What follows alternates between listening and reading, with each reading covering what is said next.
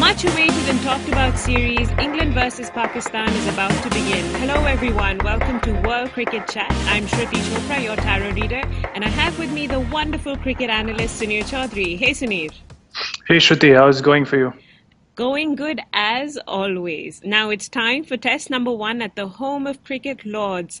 There's already a lot of banter happening before this game. It's certainly added to my level of interest. What about you? Are you looking forward to the series? Yes, of course. It's a series a lot of us are waiting for, almost looking forward to it with bated breath. No offense meant to Sri Lanka, but this might just be the slightly more interesting one than their series against England last month. There are a couple of reasons, I suppose. One, England has been murdering their opponents at home, and in the last nearly 4 years, in fact, have lost just one home series. Secondly, and more vitally, I think Pakistan cricket always brings with it a sense of unpredictability. Although I must quickly add here that their performances in limited overs cricket in recent times have been very predictably underwhelming. But getting back to their test squad, I think they have a reasonably strong lineup, and the presence of Mohammad Amir only adds to the intrigue value of this series, Shruti.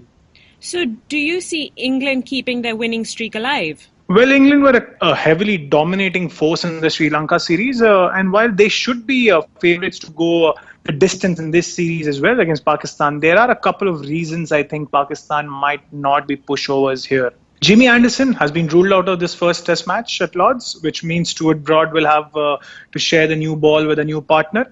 The pitch at Lords, again, according to Stuart Broad, might not be as conducive to seam bowling or swing bowling, set to be a very slow pitch. And that would mean that it's going to be a little different from what we saw in the Sri Lanka series, which could level things up a tad for the two teams and the two batting lineups, in fact. So, well, who knows?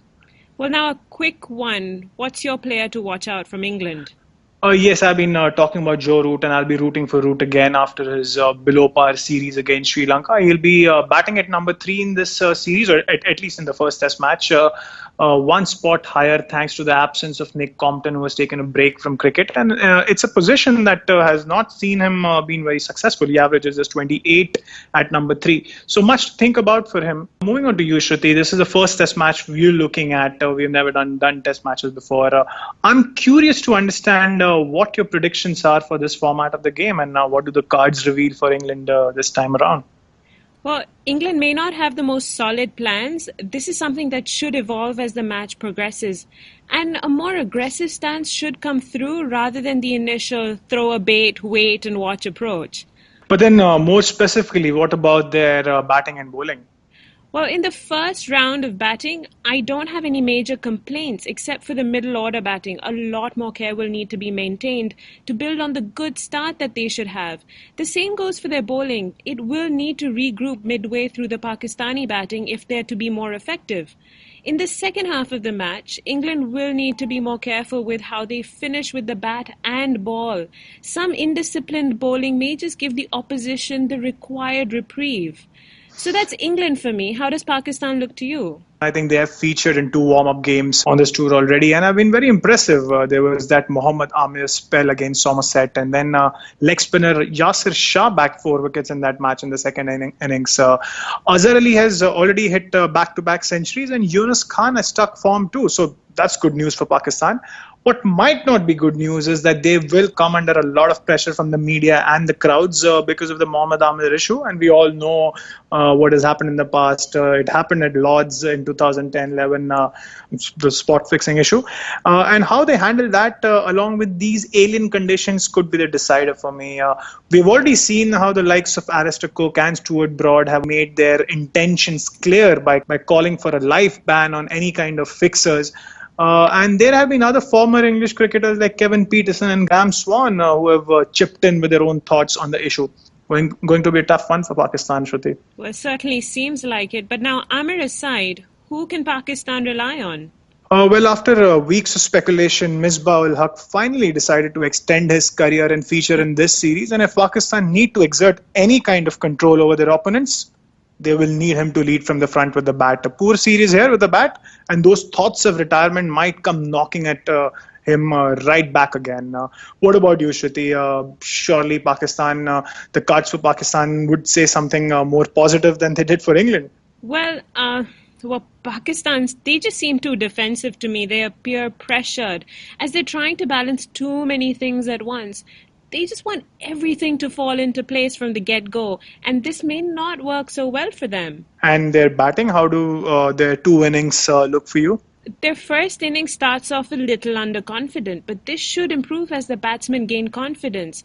I guess it's just a matter of time as the innings progresses. The same goes for their bowling too. Just a little time into the game and they will look a lot more comfortable. But Pakistan will need to improve their fielding though. So now with the second innings, things seem to be better. Maybe because they're more settled, but it could be a little too late. Being dependent on one batsman's performance could hurt them. A little application could see their bowling create more trouble for England. But again, it's that fielding. It's not as bad as before, but it could certainly still hurt them. Now, what's your call, Suneer? Will there be a win or will it end in a draw?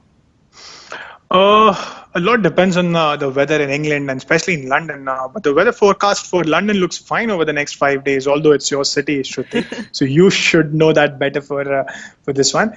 But yep, with that forecast, if we are going to have all 5 days of cricket, I think the game should have a result, and the team batting first could hold an advantage on a slow pitch. You, Shruti, your call? Well, England and especially London have very terrible weather during the weekends, but I hope it's not so this weekend. Now, for me, it's no draw for me. It's a win, and Taro goes with England because they seem a lot more resilient. Great. Looking forward to some good cricket from here on. When I say good cricket, I mean test cricket, and cricket in whites. But that's all we have for today. I would request you to subscribe to our podcast by clicking on the subscribe button that you see on your screen. I would also want you to follow us on Twitter. We have a new Twitter handle, World Cricket Chat. If you want to individually follow us, that's at Suneer Chowdhary from me, and Shruti can be followed on its Taro. That's it for now. Bye bye.